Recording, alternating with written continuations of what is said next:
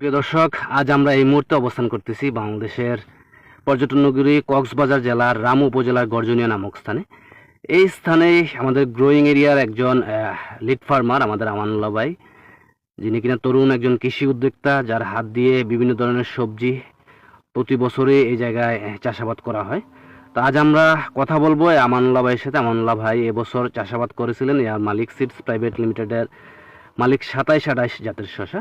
তো এই 2728 জাতের শশার বিস্তারিত নিয়ে আমরা এখন কথা বলবো। আসসালামু আলাইকুম ভাই। ওয়ালাইকুম আসসালাম ভাইয়া। কেমন আছেন আপনি?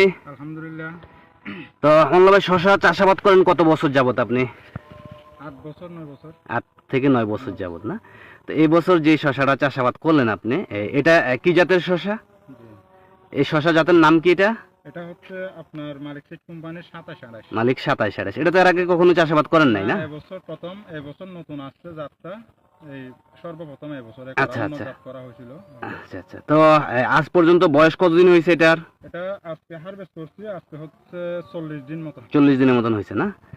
আচ্ছা, এই লাগানোর পরে বৃষ্টি রোদ কেমন পড়ছিল? এটা হচ্ছে আপনার রোপণ করার 15 দিন পরে হচ্ছে বন্যা হচ্ছিল এখানে। আচ্ছা আচ্ছা। বন্যায় আপনার 2 হাত মতো পানি হয়েছিল এখানে। আচ্ছা আচ্ছা, তাহলে শশার গাছ অর্ধেক তাহলে ডুবে গেছিল পানিতে।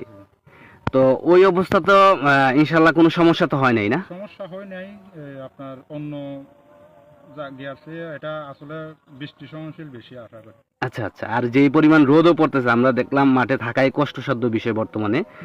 তো ওই রোদের মধ্যে তো ইনশাল্লাহ কোনো প্রকার সমস্যা দেখা যাচ্ছে না নাকি? ইনশাআল্লাহ এখনো কত সমস্যা দেখা যাচ্ছে না। পার্শ্ববর্তী যে জাতগুলো আপনি তো অন্যান্য জাতও লাগিয়েছেন না? হ্যাঁ, আমার অন্য জাত আছে। অন্য জাতের সাথে এই জাতের পার্থক্যটা কি একটু যদি বলেন আমাদেরকে। অন্য জাতের চেয়ে এই জাতের পার্থক্য হচ্ছে আমার এক দুধ থেকে অন্য জাত হচ্ছে আপনার 2 বস্তা। হ্যাঁ হ্যাঁ। এটা হচ্ছে আপনার 4.5 বস্তা থেকে 4 বস্তা। আচ্ছা, তার মানে ডাবলের চেয়ে বেশি ফলন দেখা যাচ্ছে নাকি? তো সারা বাংলাদেশে যারা শশা চাষাবাদ করবে আগামী সিজনগুলোতে, আপনার দৃষ্টিতে এই জাতটা কি চাষাবাদ করা যাবে? অবশ্যই করা যাবে। এটা আপনার আমার পরীক্ষামূলক জাতটা আপনার প্রথম বছর যখন এরকম ফলন হয়েছে, আশা করি পরবর্তীও ইনশাআল্লাহ এরকম ফলনই হবে। আচ্ছা আচ্ছা আচ্ছা। তো ধন্যবাদ আমানুল্লাহ ভাই। প্রিয় দর্শক, আমরা বিস্তারিত বিষয়টা নিয়ে কথা বললাম, আসলে খুবই সংক্ষেপে আমরা দেখানোর চেষ্টা করলাম আপনাদেরকে। এই যে মালিক 2728 জাতের শশাটা আসলে এটা এবছরই প্রথম দেওয়া হয়েছিল মাঠ পর্যায়ে, যার ফলাফলটাও কিন্তু আমরা আপনাদেরকে দেখানোর চেষ্টা করতেছি। তো এটার যে বিষয়টা হচ্ছে সবচেয়ে গুরুত্বপূর্ণ, তা হচ্ছে অতিরিক্ত বৃষ্টিও কিন্তু সহনশীল জাতটা, অতিরিক্ত রোদও সহনশীল। তো বিশেষ করে কক্সবাজার জেলার কৃষক ভাইদের দৃষ্টি আকর্ষণ করা থাকবে, আপনারা কিন্তু নির্ভয়ে নির্দ্বিধায় এই জাতের শশাটা কিন্তু অতিরিক্ত গরম এবং অতিরিক্ত বৃষ্টিতে চাষাবাদ করতে পারবেন। বাইরে থেকে একটা নিয়ে নিন। তো